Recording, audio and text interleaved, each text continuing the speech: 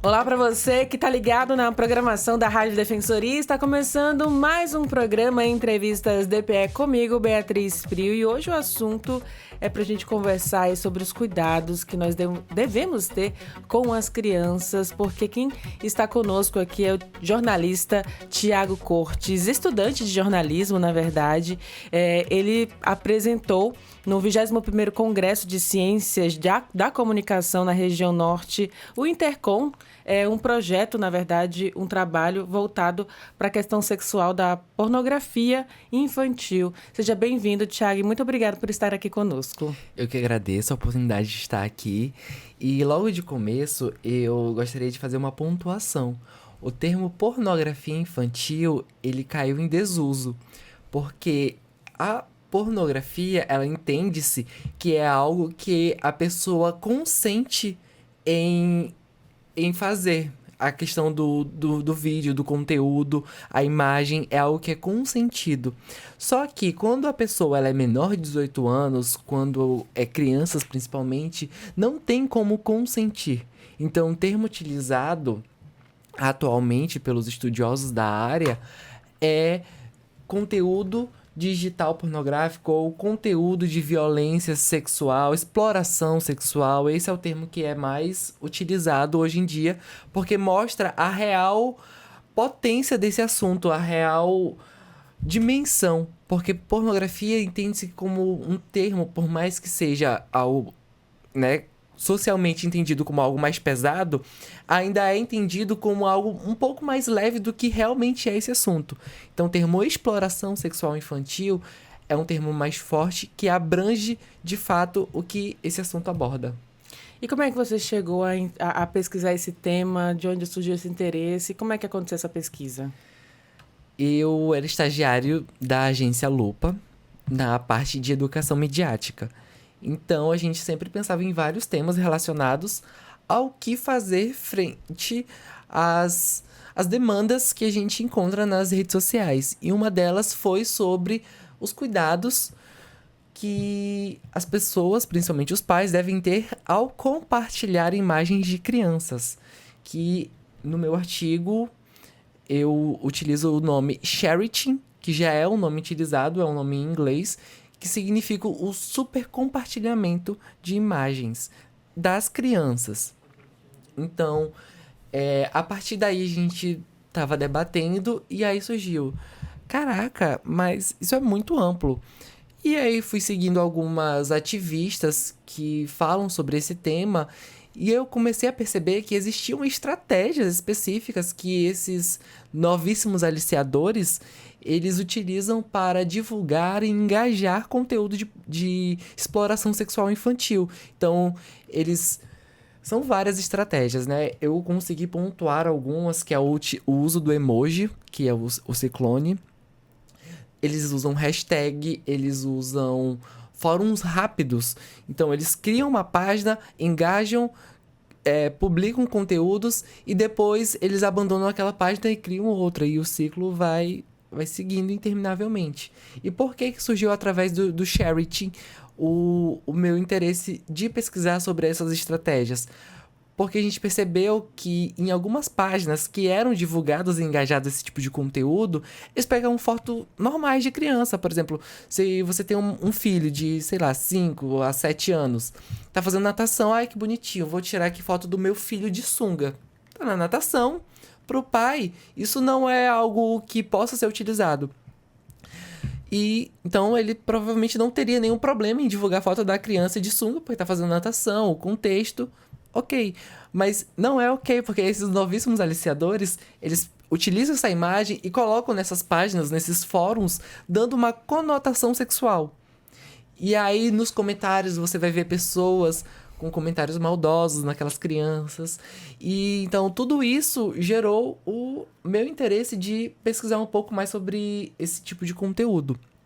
O professor orientador foi o Luiz Munaro, professor doutor da UFRR, professor também do mestrado.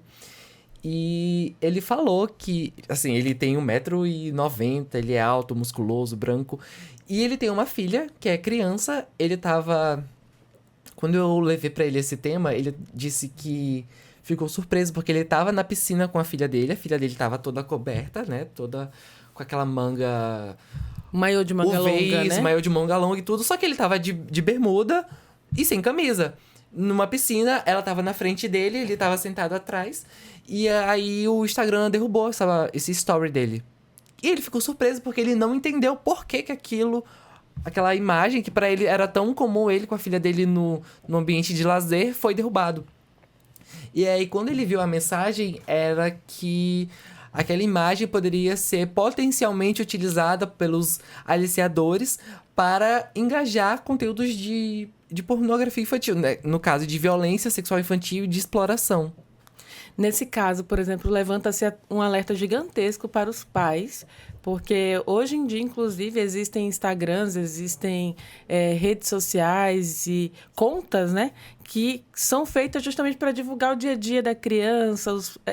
Na verdade, acaba que vira um comércio, né, na internet. Ele leva a criança na escola, a criança vai no parquinho, os pais acabam compartilhando muita coisa, né?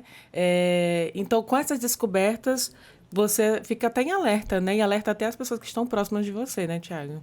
Então, assim, as dicas que eu daria para os pais e as pessoas que têm crianças evite postar. A gente... Assim, eu sou de uma época que os meus pais, eles não tinham Instagram, não tinham Facebook. Então, quando eles tiravam uma foto minha, eles revelavam. E algumas fotos eu ainda acho constrangedoras que eles têm minha revelada. Você provavelmente também tem. Então, é pensar que no futuro, essas imagens também vão estar lá disponíveis para qualquer pessoa. Já não é mais só na minha casa. E as pessoas que eu convido para dentro da minha casa, que vão ver aquele meu álbum de fotos, mas vai estar na internet, que qualquer pessoa vai ter acesso de fotos que no futuro eu posso achar constrangedora. Então, primeiro, pensar nisso.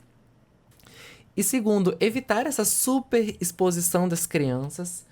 E se for postar fotos, que a criança esteja o mais coberta ao possível, a questão do corpo dela. E outra estratégia também é você ter um perfil privado para fazer esse tipo de publicação. Não que isso vai, de alguma forma, impedir, mas isso vai restringir muito quem vai ter acesso àquelas imagens. Então é realmente tomar um cuidado muito grande com isso. Existem algumas redes sociais que mais utilizam dessa estratégia e outras menos? Você pode citar pra gente? Nesse meu resumo expandido, eu destaquei as redes sociais da Meta, o Facebook e o Instagram. Tanto que, das estratégias que eu falei, né, o uso do emoji e o das hashtags, se você pesquisar, ele logo te dá um alerta, porque ele já entendeu que isso é utilizado para engajar e compartilhar esse tipo de conteúdo. Então, ele dá um alerta assim: abuso sexual infantil é ilegal. Achamos que a sua pesquisa pode estar associada a abuso sexual infantil. O abuso sexual infantil ou a visualização de imagens sexuais de crianças pode resultar em prisão e outras consequências graves. Ou seja, essa é a imagem que ele já dá, porque ele já entende isso. Mas em outras redes sociais, infelizmente, isso não acontece. Como é o caso do Telegram, que saiu recente uma pesquisa da SaferNet, que é uma ONG que, inclusive, usei eles como referência, e o estudo diz que o Telegram tem sido utilizado no Brasil como espaço de comércio virtual para crimes sexuais. Então, assim, ele diz que tem mais de milhões, são mais de 1,5 milhão. É 1,5 milhão de usuários utilizando e compartilhando imagens de criança. Então, assim, o Telegram é muito forte nessa questão, porque ele não consegue ter uma regularização fixa dele. E um controle de fato. Realmente, um controle de fato. Então, isso levanta um questionamento de... Essas plataformas, elas têm sim que ser responsabilizadas. Não apenas as pessoas que compartilham e engajam esse tipo de conteúdo. Mas as grandes plataformas, elas também têm que tomar medidas para que isso não aconteça. Outras redes sociais também é o Kawaii. Acontece muito no Kawaii. E o que é mais bizarro que eu vejo nessa plataforma é que o próprio algoritmo vai te jogando esse tipo de conteúdo. Vai te apresentando. Então, aí é óbvio, se você curte mais esse tipo de vídeo, se você comenta, se você salva, se você fica vendo mais vezes, né, repetidas vezes, é óbvio que o algoritmo vai te entregar mais e mais esse tipo de conteúdo. Então é algo que as grandes plataformas, elas devem estar atentas e elas devem barrar esse tipo de conteúdo. Eu queria que você falasse um pouquinho mais até do perfil das fotos que são consumidas. Existe uma idade limite, uma idade que se inicia ali, por exemplo, na sua pesquisa, você conseguiu identificar isso? Consegui, e assim, é muito bizarro porque não se prende mais hoje em dia a crianças reais. Hoje em dia também tem imagens de exploração sexual infantil de crianças feitas por inteligência artificial. É muito bizarro. Então, assim, é questão de 2 a 3 cliques você consegue achar esse tipo de conteúdo. A minha pesquisa, no buscar mesmo do Instagram, eu coloquei assim, crianças bonitas. E a partir dali fui olhar mesmo. E aí eu vi, nossa, essa criança tá muito descoberta. A questão de roupa. Isso pode ser utilizada potencialmente pelos aliciadores. Então eu clicava nessa publicação. Aí eu ia ler os comentários. Aí nos comentários já tinham outras páginas, outros perfis, ou até mesmo os aliciadores comentando: nossa, que criança bonita, posta mais fotos dessa criança. Aí você pergunta: por que essa pessoa tá tendo tanto interesse assim nessa criança? Aí eu entrava no perfil. E nisso que eu entrava no perfil dessa pessoa, ou desse outro perfil que comentava, eu já achava explicitamente essas imagens de exploração sexual. Então, assim, é realmente muito fácil de ser encontrado. E o padrão era principalmente crianças magras e crianças brancas, assim, eu acredito que numa faixa de 10 a 11 anos. Já na pré-adolescência mesmo. Isso, ali no... E disso pra um pouco menos, acho que no máximo 11, 12 anos que eu daria. E mais meninas ou meninos também? Por incrível que pareça, os dois. É muito utilizado os dois, tanto meninos quanto meninas. E não faz essa distinção de gênero. E o que mais me chocou foi essa questão de não fazer distinção se a criança é real ou não. E o que é chocante nisso é que justamente você posta uma foto que pra você pai, pra você mãe, não é nada demais. Mas eles pegam aquela imagem que você acha que não é nada demais e jogam nesses fóruns, dando uma conotação sexual. Naquele contexto, é uma exploração sexual infantil. Para você ter ideia, né, do quanto que existe essa falta de caráter, na verdade, esse adoecimento humano de você ver numa criança algo sexual, né, algo pornográfico, algo que venha a ser motivo de aliciamento, porque a gente não imagina o quanto, né? Por exemplo, eu no meu dia a dia aqui, para mim, se eu tivesse um filho, provavelmente eu postaria uma foto do meu filho sem pensar em Criança de maldade fralda, nenhuma, por né? exemplo. Em maldade nenhuma. Então, para você ver a grandiosidade da problemática que tem isso, como você disse, é o uso de inteligência artificial, porque eu acredito, né, que para o aliciador, ele já está tão perverso, já está tão contaminado pela maldade que para ele não interessa se a criança é real ou se é feita por inteligência. O interessante é aquele formato daquele corpo infantil que é utilizado para ser aliciado na internet, né? E uma coisa que eu acho mais bizarra é que isso não é considerado crime. A questão da pessoa pedófila, isso é considerado uma doença. Então, essa tipificação na lei, ela prejudica muito essa questão da punição mesmo, em né? si. Então, assim, você compartilhar, divulgar, engajar e cometer o ato em si contra a criança é de fato o crime. Esse é o crime, mas você consumir isso é considerado uma doença e não necessariamente um crime. Isso me chocou muito. O que não deixa na verdade, eu acredito que isso não deixa de estar ligado uma coisa com a outra, porque não significa que pessoas doentes não cometam crimes, né? Exatamente, exatamente. E durante a minha pesquisa, eu fiquei com muito medo, porque tudo que eu via e eu pesquisava, eu registrava. Então, eu tirava print nas redes sociais. E aí, de repente, ser investigada. Eu morri de medo de acharem que, na verdade, o aliciador era eu, então... E, inclusive, meu computador, ele deu pane, ficou tela azul. Eu tive que mandar ele de volta pra Lenovo pra fazer essa manutenção.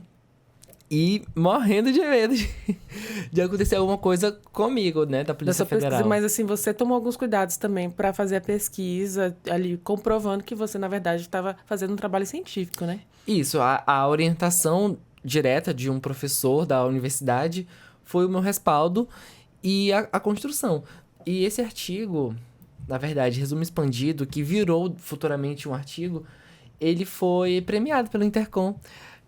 Na região norte, eu ganhei o prêmio Transformação Social, porque eles viram que o tema é realmente muito importante e impactante. Então, eu fui premiado. Foi minha primeira vez no Intercom, já com um tema tão... E já com uma premiação. Já com uma premiação. Para você, como jornalista, como é que é já exercer esse tipo de investigação, esse trabalho de investigação, contribuindo, né, com o pensamento reflexivo, crítico, na verdade, da sociedade? Foi muito complicado, porque a semiótica, né? Não tem... A gente estuda semiótica, mas não existe um manual de como se entende a semiótica. Então, assim, existem estudos que podem direcionar a gente, mas é buscar várias fontes. Esse é o meu principal... A minha principal forma de chegar a esse resultado. E a orientação também que eu dou para quem deseja também estudar não só sobre os novíssimos aliciadores, sobre esse caso, mas sobre qualquer outra coisa que envolva a semiótica, é buscar várias fontes. Então, eu busquei na Cifernet, eu busquei em ativistas, na agência Lupa, enquanto eu estava lá, eu debatia com profissionais especialistas em educação midiática. Então, tudo isso colaborou para que eu fizesse esse material, produzisse esse material. Explica pra gente só o que é semiótica, né? Pra quem tá ouvindo, nunca ouviu esse termo, o que significa, o que ela traz de ciência, né, por trás dessa palavra. Amiga, eu acho que explicar sobre a semiótica, você seria um pouco mais não, você seria bem mais especialista na área do que eu. O convidado hoje aqui é você. Nossa. Mas a semiótica é aquilo que você vê, mas está subtendido. Então, por exemplo, para mim, a grande representação da semiótica é aquele quadro do Magritte, que o nome do quadro é Isso Não É um Charuto. E você olha e você vê um charuto. Mas isso não é um charuto. Então você olha aquilo e diz, como isso não é um charuto se eu estou vendo um charuto? E a semiótica diz que aquilo não é um charuto, aquilo é a representação artística de um charuto. Então, por exemplo, nesse uso dos símbolos, né, que no caso é o emoji, as hashtags, aquilo era a semiótica, a representação do que um grupo busca de engajar, compartilhar, consumir. Então, a semiótica é aquilo que está por trás dos símbolos, em resumo, né? E que cria um imaginário de um contexto, de uma situação, e nesse caso de uma grande problemática, de um crime realmente... De um grupo, na verdade, né? É toda uma estrutura de pessoas que estão envolvidas nisso, e essas estratégias, elas são discretas, elas são muito discretas. E tudo isso para que, justamente, não seja não haja uma investigação aprofundada, não só de um jornalista, mas da polícia mesmo. Investigar é muito discreto e os fóruns são muito rápidos. Isso já vem desde quando surgiu a internet, essa questão de fóruns rápidos. E, mais uma vez, eu bato na tecla de que as redes sociais, as empresas, as grandes empresas, elas devem sim ser punidas e elas devem ser fiscalizadas com mais afinco. Aqui no Brasil, por exemplo, inclusive houve uma discussão recente, né, a nível nacional, porque, inclusive, o X, que hoje é X, mas um dia foi Twitter, foi banido por algum período, né, porque não cumpriu ali com o que está estabelecido no Brasil. Que ferramentas você acha que precisam ser mais estreitas, né, um caminho mais estreito, digamos assim, para cobrar, né, para fazer com que essas empresas que comandam essas grandes redes sociais, essas grandes ferramentas na internet, possam ser, na verdade, são os critérios, né, para conseguir afastar esse tipo de criminoso, né? É possível que haja um controle maior? Com certeza. De acordo com a sua pesquisa aí, que eu acredito que você acabou investigando isso também. Com a minha pesquisa, eu vi que nas orientações de uso, a Meta, ela coloca no Instagram, no Facebook, orientações para os pais. Não coloque imagens de criança, evite. Outra questão muito importante é a questão do seio. Antes, a Meta barrava o seio feminino. Mas devido a ser muito utilizado em conteúdos de educação contra o câncer de mama, eles acabaram liberando.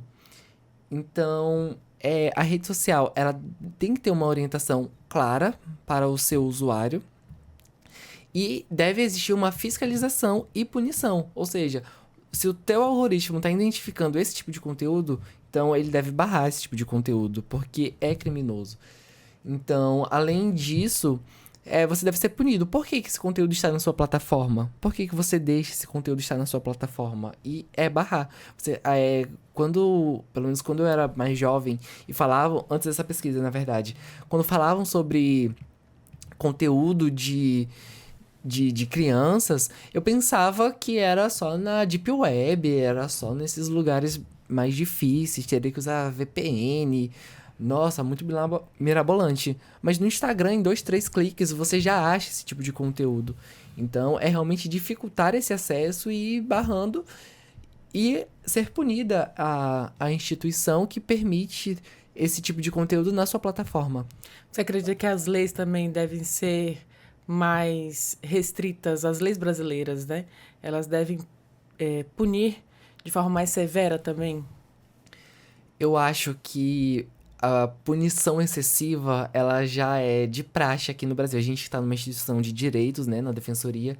Eu acho que a punição excessiva no Brasil, ela mais atrapalha do que ajuda.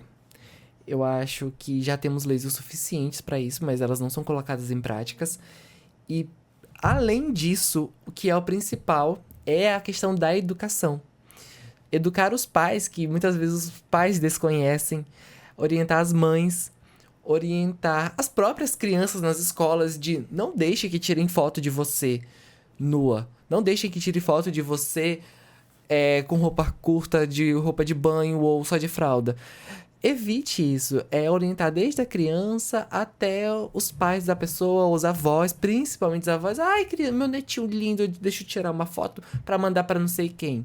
Não faça isso. Então, eu acho que na questão de legislativo, a gente já tem o suficiente. Agora, não tem o suficiente na questão de fiscalização e, principalmente, educação. Entendido. E em relação à pesquisa ainda, né? O que você buscou, investigou, foi atrás? De que maneira, né, você acredita que isso pode ser mudado, né? Além do que a gente já conversou aqui, que é a punição, que é a fiscalização, na verdade, e a educação dos pais, de que maneira você acredita que pode ser reduzido também esse tipo de consumo de conteúdo, né? Algumas hashtags, né, para não serem utilizadas, na ferramenta mesmo do Instagram. Isso, além do emoji do ciclone, ficar atento à questão de quem te segue, quem vê os seus stories, né, quem curte, quem comenta. Ficar de olho também, uma hashtag que eles utilizavam é hashtag CP, que significa Children Pornography. Então, a Meta já barra esse tipo de conteúdo. Outra forma também são emojis sugestivos. Por exemplo, se você colocar o emoji de um bebê, aí aparece um foguinho, uma berinjela e um pêssego, você já entende aí que entra de novo a semiótica, né? O que um emoji de uma berinjela representa? O órgão sexual masculino. O que um pêssego representa? Um bumbum. Então, na nossa linguagem midiática, os emojis, eles falam. Então, também ficar atento a esse conjunto de emojis que também comunicam. Que também são uma imagem, são símbolos que também comunicam e que representam uma sociedade, um grupo de pessoas. Eu acho que, para deixar mais claro essa questão de como os emojis eles representam um grupo de pessoas, o Big Brother Brasil. um dos primeiros trabalhos que eu fiz na universidade envolvendo a semiótica foi sobre o Big Brother Brasil, porque eu gosto muito e eu vejo que se a gente tiver um olhar crítico, a gente consegue extrair muita coisa positiva no quesito de produção acadêmica. E eu lembro que até o professor Munaro, foi por isso que eu escolhi ele como orientador nesse resumo expandido, foi que ele falou que isso poderia virar um artigo, que eu falei que o uso dos emojis no Big Brother. A Juliette, ela, por vir do Nordeste e o cacto ser uma planta muito típica de lá, ela e a equipe dela utilizavam o cacto como emoji para representar as suas equipes, o seu fã-clube. E a partir dali, todo mundo que tinha, principalmente no falecido Twitter, né, no X, tinha um emoji do cacto no seu usuário, no seu user, era imediatamente identificado como um fã da Juliette. Então, como que as pessoas, elas discutiam e brigavam e defendiam? Você olhava o emoji. Se tinha um emoji de cacto, você via que era fã da Juliette. Então, assim, a partir daí você vê como que a semiótica, ela está presente na nossa vida e como que ela comunica. E a partir da Juliette, né, que foi um fenômeno, foi por isso que de primeira eu estudei esse caso, vieram outros, como por exemplo, o Arthur Aguiar do BBB, ele usou o emoji do pão, porque dentro daquele contexto, o pão representou para ele a briga com a Mayara Card e tudo isso. Então, o pão representou ele. Futuramente, vieram outros emojis. Outras pessoas também utilizaram dessa estratégia de comunicação. Claro que nenhum foi tão forte quanto o da Juliette e também o da Manu Gavassi, que ela usou das fadas, tanto que fizeram músicas, Eu Acredito em Fadas. Ela se dizia fada. O grupo dela, dentro da casa, tanto fora, eram as fadas. Então, tudo isso mostra como que a comunicação, ela está nos mínimos detalhes. E nesse caso que a gente está conversando sobre a exploração infantil, nesses emojis também, pelas redes sociais. Também. Enquanto às denúncias, Thiago, o que você tem de informações? Inclusive, né, esses canais para denunciar, existem formas também para, enfim, conseguir alcançar esses aliciadores? Então, a Cifernet, ela recebeu em 2023, que é uma organização...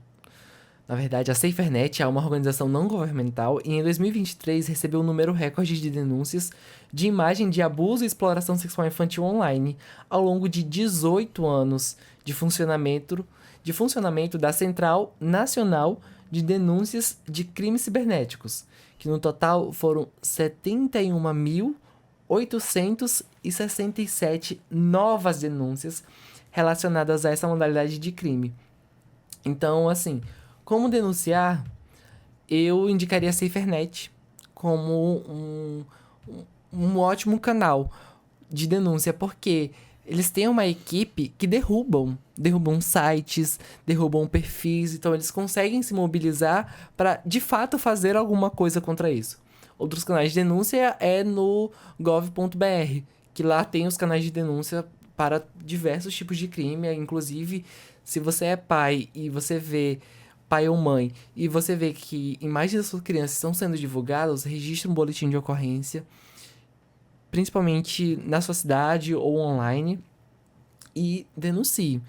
Junte uma galera, denuncie a publicação, denuncie o perfil, a plataforma, mais uma vez, deve ser penalizada, e ela deve sim tomar uma atitude frente a essas denúncias para derrubar o perfil e as publicações. E para quem quiser ter acesso ao artigo que você escreveu, como é que faz também? Ele está nos anais do Intercom, da 21ª edição do Congresso. Então, nos anais dele, no site do Intercom, vai estar lá no Intercom Norte. Só pesquisar por Intercom Norte, que você acha o site isso. E ali pesquisa os artigos publicados, né? Exatamente. E também, como eu falei, né, foi um resumo expandido que futuramente se tornou em um artigo. Então, no link ojs.brazilianjournals.com.br também está publicado esse artigo. Eu fico muito feliz de ter o primeiro artigo que eu escrevo já ter sido premiado e ter sido também publicado na revista Brazilian Journal of Business, que é uma grande revista no quesito de divulgação científica. Parabéns, Thiago. Obrigado. O que você achou desse trabalho? Eu achei interessantíssimo, assim, porque, na verdade, algumas perguntas... Você já comentou comigo uma vez que acompanha muito o nicho maternidade. Sim, era esse que eu ia entrar em questão. Eu acompanho muito algumas mães, mas que elas relatam a maternidade pela perspectiva delas, pela experiência delas, né? Elas conversando com as suas seguidoras, elas contando a sua experiência, mas sem mostrar muito seus filhos. E quando mostram, inclusive, seus filhos, sempre até o rosto elas cobrem, né? Coloca ali um coraçãozinho, uma florzinha para não mostrar o rosto. Jamais coloca as crianças nessas situações que você já testou, né? Que é de fralda ou roupa de banho, né? Nada ali exibindo. E eu acho esse tipo de conteúdo muito interessante, porque, assim, maternidade é um assunto que muitas mulheres gostam, né? As que são mães, as que desejam ser mães, as que gostam de saber como é que é esse universo. E é o que eu oriento também algumas amigas, né? Até a consumir, quando for consumir um conteúdo sobre maternidade, sobre crianças, que acompanhem pessoas que tenham discernimento, que tenham conhecimento e que saibam utilizar dessa ferramenta que a gente tanto falou aqui, que é o Instagram, Facebook, de forma sábia, né? Para você compartilhar sua sabedoria, seu conhecimento, sua experiência, mas sem colocar as crianças em situação de constrangimento e principalmente em situação de exploração. Eu acho que eu vou até deixar aqui o nome das mãezinhas que eu gosto de seguir. Inclusive, até falei uma vez para o Thiago, né? Que todas essas mães que eu sigo, na verdade, eu comecei a seguir elas quando elas não eram mães. Acompanhava a vida delas, achava bacana, e de repente todas engravidaram e tiveram filhos ao mesmo período, né? Que é a Roberta Vicente, a Fernanda Witwiski e a Carly, que é uma fotógrafa, a Carly Marques. Então, assim, conteúdo excelente, mas sem exibir as suas filhas. Ainda falando sobre isso, sobre maternidade, eu vejo com muita estranheza a naturalidade com que os pais, mesmo antes da criança nascer, já criam perfis para esses bebês, como é o caso de alguns influenciadores. A criança, ela gera um engajamento, ela gera entretenimento. É muito engraçado você ter uma criança em casa, é fofinho. Ai, crianças são maravilhosas, né? Sim, só que é justamente ter esse cuidado com essa superexposição. O problema, ele claro, está em quem consome, engaja, compartilha, busca esse tipo de conteúdo, mas ele também está nessa superexposição das crianças. Então, eu via no TikTok com muita estranheza também mães que compartilhavam vídeos das crianças justamente nesses contextos, né? De fralda, de roupa de banho, ou então só de calcinha, só de cueca. E tinha muitos, tipo assim, mais de 200 mil, 300 mil salvos. Então, assim, por que um vídeo tão simples, às vezes era só a criança andando os primeiros passos ali, por que um vídeo tão simples daquele tem tantas pessoas salvando? Então, é realmente levantar esse questionamento, se questionar, mas para a mãe, aquilo era visto como algo bom, porque estava dando engajamento, ela queria ser influenciadora, queria, sabe? Então, é realmente você ver, colocar prioridades. Você quer priorizar a segurança e o bem-estar da sua criança, ou você quer lucrar dinheiro em cima dessa exploração? Tanto que hoje em dia é crime a questão da publicidade infantil, né? Você não pode utilizar a criança como fonte de publicidade e propaganda, tanto que o Ministério Público ele investiga esses tipos de casos, mas é realmente eu vejo que o remédio disso é a educação de fato. Então, escrever esse artigo e poder falar sobre isso, para mim, é muito gratificante, porque eu estou, de alguma forma, educando para que não ocorra. Muito bacana, Thiago. Inclusive, falando sobre salvamentos, o meu Instagram era aberto. Compartilhava um pouco da minha vida. Eu não compartilho sempre muito, né? Assim, é muito... Muita correria. Na verdade... A comunicação não dorme. Nós que somos comunicadores.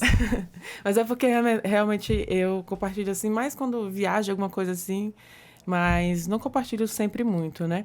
Mesmo assim, teve uma foto minha que eu tava completamente vestida, não era foto na praia de biquíni, como muita gente publica.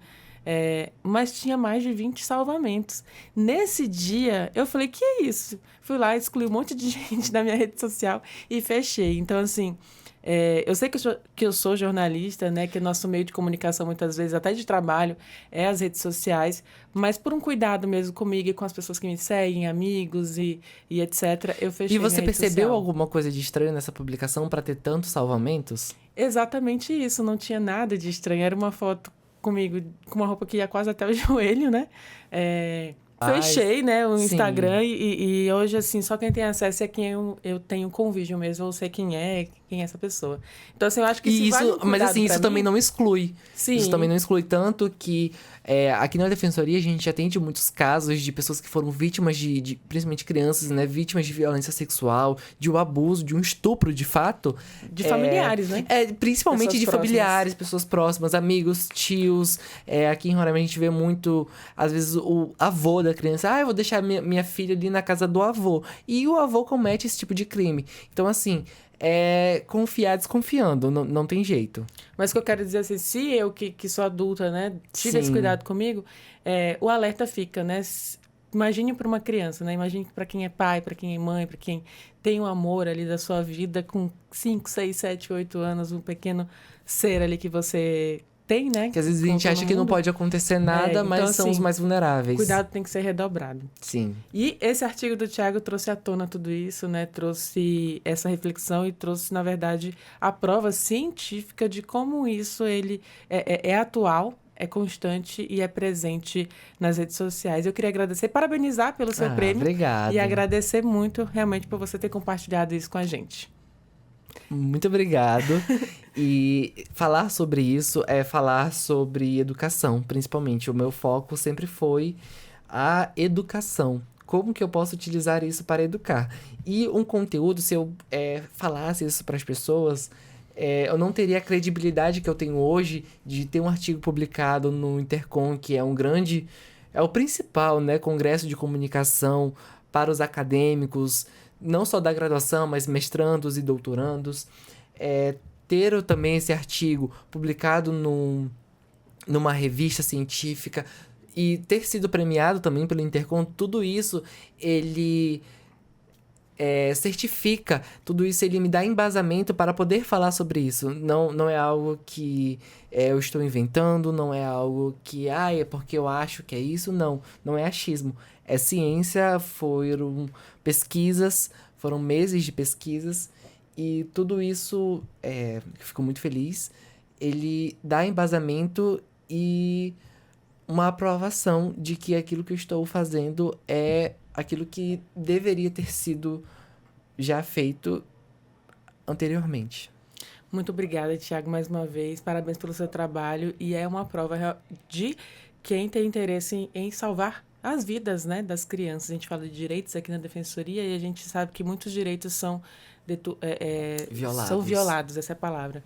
Muitos direitos infantis são violados, mas que tanto a Defensoria quanto outros órgãos também, a gente tem o Conselho Tutelar, tem até a Polícia Federal, temos o Ministério Público, o Tribunal de Justiça, então todos estão também trabalhando em prol disso. É preciso melhorar muito ainda nesse país, mas muita coisa já está avançada, né? Então, mais uma vez, Thiago, parabéns. Tem muito assunto pra gente conversar ainda em outras oportunidades.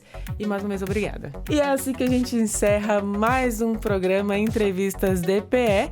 Eu gostaria de te agradecer por ter acompanhado até aqui. Te lembro que você pode ouvir essa e outras entrevistas acessando os canais oficiais da Defensoria Pública de Roraima no YouTube, no Deezer e no Spotify. É só pesquisar por Defensoria RR. Muito obrigada pela sua companhia e até o nosso próximo encontro. Tchau, tchau. Tchau!